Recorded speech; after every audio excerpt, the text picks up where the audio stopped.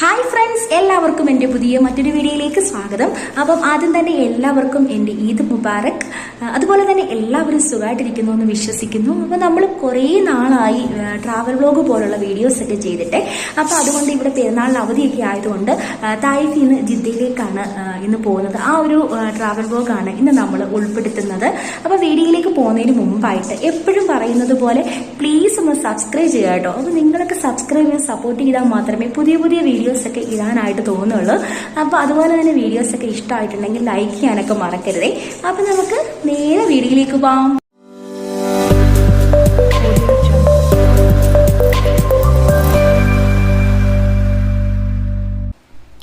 അങ്ങനെ ഞങ്ങൾ റെഡി ആയിട്ട് റൂമിന് വെളിയിൽ ടാക്സി വിളിച്ചിട്ടുണ്ട്. അത് വെയിറ്റ് ചെയ്ത് നിൽക്കുകയാണേ. അപ്പം നമുക്കറിയുന്നൊരിക്കാണ് ടാക്സി കൊണ്ട് വരുന്നത്. നമ്മൾ ഇടയ്ക്കൊക്കെ വിളിക്കുന്നതാണ്. അപ്പോൾ അതിങ്ങനെ വെയിറ്റ് ചെയ്ത് നിൽക്കുക. അപ്പോൾ റിസുക്കുട്ടൻ ഭയങ്കര ഹാപ്പിയിലാണ്. എവിടെയെങ്കിലും പോകണമെന്ന് പറയുമ്പോൾ ഭയങ്കര ഹാപ്പിയാണ്. അങ്ങനെ വണ്ടി വന്നു, നമ്മൾ ട്രിപ്പ് സ്റ്റാർട്ട് ചെയ്തു. ഈ ഒരു ഭാഗം എന്ന് പറഞ്ഞാൽ തായിഫ് തന്നെയാണ്. നമ്മൾ റൂമിനടുത്ത് തന്നെ കേട്ടോ ഇത്. തായിഫിനെ കുറിച്ച് പറയുവാണെങ്കിൽ ഒരുപാട് ചരിത്ര സംഭവങ്ങളുണ്ട്.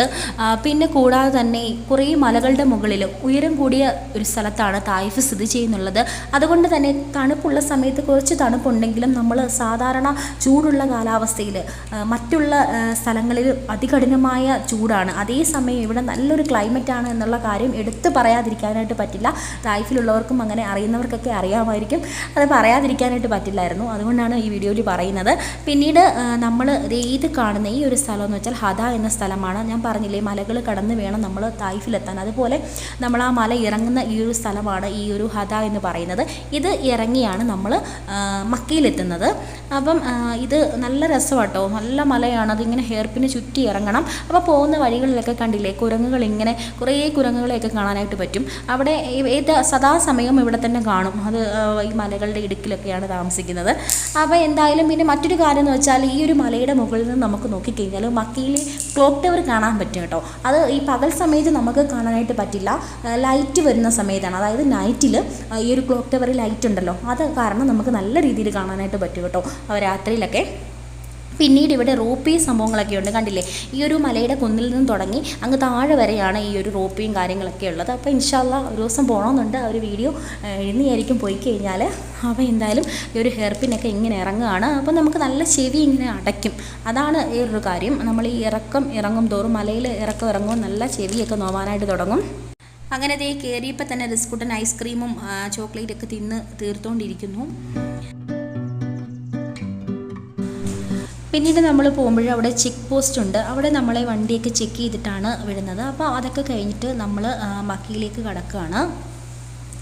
അപ്പം കണ്ടില്ലേ, നമ്മൾ മക്കയിൽ എത്തിയിട്ടുണ്ട്. മക്കയുടെ കവാടം ആ ഒരു കിതാബ് തുറന്ന് ആ ഒരു ഇതോടു കൂടിയാണ് നമ്മളെ സ്വാഗതം ചെയ്യുന്നത്. അങ്ങനെ നമ്മൾ മക്കയിലേക്ക് പ്രവേശിച്ചു കഴിഞ്ഞു. അങ്ങനെ നമ്മൾ ജിദ്ദയിലെത്തിയിട്ടുണ്ട്. ആ ഒരു തായിഫിൽ നിന്ന് ജിദ്ദയിലേക്ക് വന്നപ്പോഴേക്കും ഭയങ്കരമായിട്ടുള്ള ഒരു ചൂടാണ് ജിദ്ദയിൽ. അതും ചൂട് കാറ്റാണ്. തായിഫിലെ തണുത്ത കാലാവസ്ഥയിൽ നിന്ന് നേരെ ഇങ്ങോട്ട് വന്നപ്പോഴേക്കും ഭയങ്കര ബുദ്ധിമുട്ടായിരുന്നു. അപ്പോൾ നമ്മൾ എങ്ങോട്ടാണ് പോകുന്നതെന്ന് വെച്ചാൽ ജിദ്ദ കോർണിഷിലേക്കാണ്, അഥവാ വാട്ടർ ഫ്രണ്ടിലേക്കാണ് നമ്മൾ പോകുന്നത്. ഇങ്ങോട്ട് പ്രവേശിക്കുമ്പോൾ തന്നെ കണ്ടില്ലേ, ഇരുവശങ്ങളിലുമായി തെങ്ങുകളാണ് നട്ടുപിടിപ്പിച്ചിരിക്കുന്നത്. ഒരു കേരളീയ തനിമ ഉണർത്തുന്ന രീതിയിലുള്ള തെങ്ങുകൾ ആണ് നമുക്ക് ആദ്യം തന്നെ ഇവിടെ കാണാൻ കഴിയുന്നുള്ളതാണ് മറ്റൊരു സവിശേഷത. അതുപോലെ തന്നെ ജിദ്ദയുടെ ചെങ്കടൽ തീരത്തിൻ്റെ 4.5 കിലോമീറ്റർ വിസ്തൃതിയിൽ 7,30,000 ചതുരശ്ര മീറ്റർ വിസ്തൃതിയിലാണ് ഈ ഒരു വാട്ടർ ഫ്രണ്ട് ജലാശയം സ്ഥിതി ചെയ്യുന്നത് എന്നുള്ളത് എടുത്തു പറയേണ്ട കാര്യമാണ് കേട്ടോ. ഈ ഒരു വാട്ടർ ഫ്രണ്ട് എന്നാണ് സ്ഥാപിതമായെന്ന് വെച്ചാൽ 2017 നവംബറിൽ നഗരത്തിലെ ഒരു വിനോദസഞ്ചാര കേന്ദ്രം എന്ന ലക്ഷ്യത്തോടെ സന്ദർശകർക്കായി മക്ക ഗവൺമെൻറ് പ്രിൻസ് ഖാലിദ് അൽ ഫൈസൽ വാട്ടർ ഫ്രണ്ട് ഉദ്ഘാടനം ചെയ്തു. ജിദ്ദ നഗരത്തിലെ പൊതു സൗകര്യങ്ങൾ മെച്ചപ്പെടുത്തുക എന്ന ലക്ഷ്യത്തോടെ രാജകീയ ഉത്തരവിന് മറുപടിയായാണ് ഇത് ആരംഭിച്ചത്. സൗദി അറേബ്യയിലെ ജിദ്ദ നഗരത്തിലെ 30 കിലോമീറ്റർ തീരദേശ റിസോർട്ട് പ്രദേശമാണ് ജിദ്ദ വാട്ടർ ഫ്രണ്ട്. ചെങ്കടലിനോട് ചേർന്ന് സ്ഥിതി ചെയ്യുന്ന കോർണിഷിൽ ഒരു തീരദേശ റോഡ്, വിനോദ മേഖലകൾ, പവലിയനുകൾ, വലിയ തോതിലുള്ള നാഗരിക ശില്പങ്ങൾ എന്നിവയും ലോകത്തിലെ ഏറ്റവും ഉയരം കൂടിയ ജലധാരയായ കിങ് ഫഹദ് ജലധാരയും ഉണ്ട് എന്നുള്ളതാണ് കൂടുതൽ വിനോദസഞ്ചാരികളെ അട്രാക്റ്റ് ചെയ്യുന്ന മറ്റൊരു കാര്യം.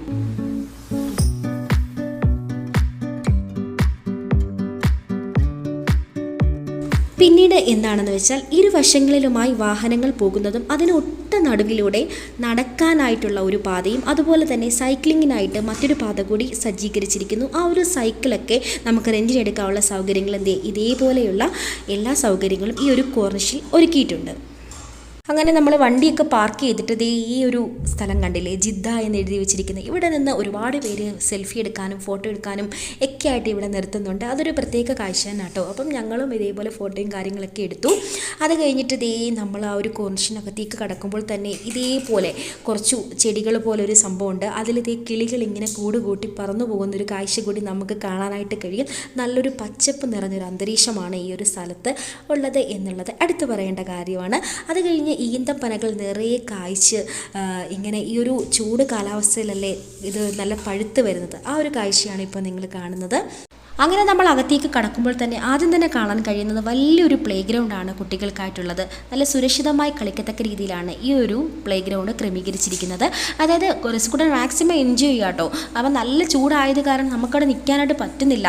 നമ്മൾ ഉച്ച സമയത്താണ് വന്നത്. ഇവിടെ കൂടുതൽ തിരക്കാവുന്നത് ഈവനിങ് ടൈമൊക്കെ കഴിഞ്ഞ് നൈറ്റൊക്കെ ആകുമ്പോഴാണ് നല്ല തിരക്ക് വരുന്നത്. എന്താണെന്ന് വെച്ചാൽ ഈ ഒരു ചൂടിൽ നിന്നൊക്കെ ഒരു ആശ്വാസം നേടാൻ വേണ്ടി കൂടുതലും ആളുകൾ നൈറ്റ് സമയത്ത് ഇവിടെ നല്ല തിരക്കും കാര്യങ്ങളൊക്കെ ആയിരിക്കും. അപ്പം നമ്മളിപ്പോൾ വന്നത് ഈ ഒരു വീഡിയോയും കാര്യങ്ങളൊക്കെ എടുക്കാൻ നമുക്ക് തിരിച്ചു പോകണം എന്നുള്ള ലക്ഷ്യത്തോടു കൂടിയാണല്ലോ നമ്മൾ വന്നത്.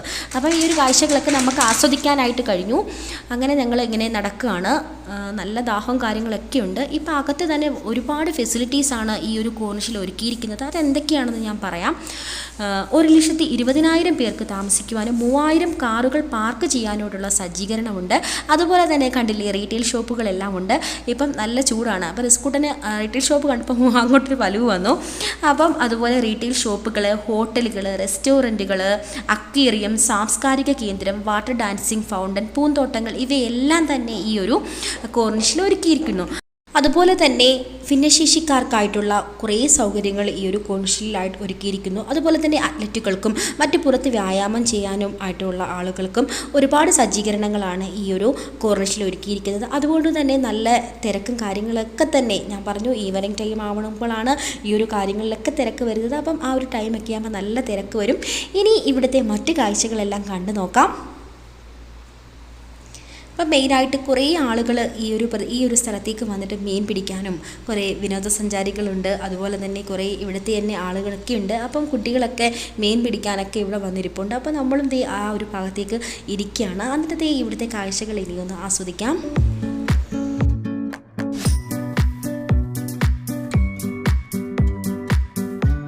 കൂടാതെ ഇവിടെ തന്നെ 3 മണൽ നിറഞ്ഞ ബീച്ചുകളുണ്ട്. അവിടെ ആളുകൾക്ക് നീന്തുവാനും ജിദ്ദയിലെ ചൂടുള്ള സൂര്യൻ ആസ്വദിക്കുവാനും കഴിയും. കുടുംബങ്ങൾക്കും സുഹൃത്തുക്കൾക്കും കണ്ടുമുട്ടുവാൻ കഴിയുന്ന പുല്ലുകൾ നട്ടുപിടിപ്പിച്ച നിരവധി സ്ഥലങ്ങളും ഈ ഒരു ജിദ്ദ വാട്ടർ ഫ്രണ്ടിലുണ്ട്. അതുപോലെ തന്നെ നീന്തൽക്കാർക്കായി രൂപകൽപ്പന ചെയ്തിരിക്കുന്ന ഈ 3 മണൽ നിറഞ്ഞ ബീച്ചുകളുടെ മുന്നിലും മനുഷ്യനിർമ്മിത ദ്വീപുകൾ ഉണ്ട് എന്നുള്ളതും എടുത്തു പറയേണ്ട മറ്റൊരു കാര്യം തന്നെയാണ്.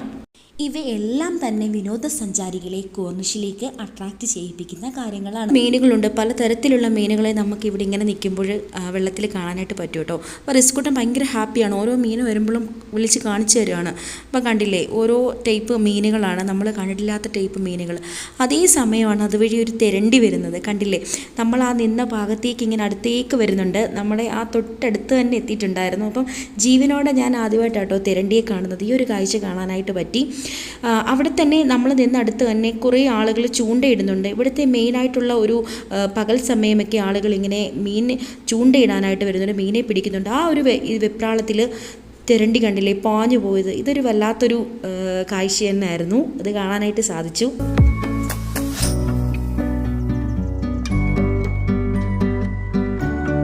അങ്ങനെ ഞങ്ങളിവിടെ കുറേ നേരം സ്പെൻഡ് ചെയ്തു. ഈ ഒരു കോർണിഷിലെ വിശേഷങ്ങളും കാഴ്ചകളൊക്കെ നിങ്ങളുമായിട്ട് ഷെയർ ചെയ്യാനായിട്ട് സാധിച്ചു.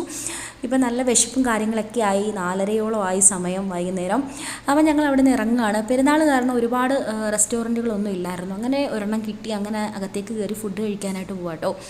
അപ്പം വീഡിയോ ഒക്കെ എടുക്കണമെന്ന് വിചാരിച്ച് ഫുഡ് വന്നപ്പോഴത്തേക്കിന് വിശപ്പിൻ്റെ കാഠിന്യം സഹിക്കുക വയ്യാതെ വീഡിയോ ഒന്നും എടുത്തില്ല. അങ്ങനെ ഫുഡൊക്കെ കഴിച്ചു, വയറൊക്കെ നിറഞ്ഞു. അപ്പോൾ ഇനി 1-2 സ്ഥലത്തേക്കൊക്കെ പോകുന്നുണ്ട്. ആ ഒരു വീഡിയോയും കൂടി ഉൾപ്പെടുത്തി കഴിഞ്ഞാൽ ഈ ഒരു വീഡിയോ ഒരുപാട് ലെങ്ത് ആയിപ്പോവും. അപ്പം നമ്മുടെ ഈ ഒരു വീഡിയോ ഇവിടെ കൊണ്ട് നിർത്തുകയാണ്. വീഡിയോ ഇഷ്ടമായി ലൈക്ക് ചെയ്യാനും ഷെയർ ചെയ്യാനും സബ്സ്ക്രൈബ് ചെയ്ത് സപ്പോർട്ട് ചെയ്യാനും മറക്കല്ലേ.